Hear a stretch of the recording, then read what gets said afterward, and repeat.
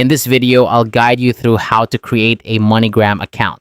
Whether you're looking to send money to family across the globe or manage your finances more efficiently, setting up a Moneygram account is an essential step.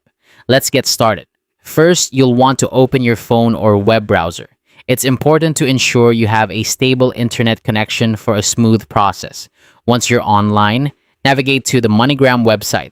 This will be your hub for all things Moneygram, so it's good to familiarize yourself with the layout. As you land on the home page, you'll notice a sign in option at the top of the screen. Go ahead and tap on that. Since you're setting up a new account, you'll want to select sign up instead. This is the gateway to creating your new account, and it only takes a moment to find. Next, you'll be prompted to enter some basic information. This typically includes your email address, a secure password, and your mobile number. Make sure your email is one you frequently use, as it will be your main point of contact. When choosing a password, opt for something strong and memorable to protect your account. Once you've entered all the necessary details, tap Continue. This will lead you to the verification and profile completion stage. Here, Moneygram will guide you through a series of prompts to verify your information.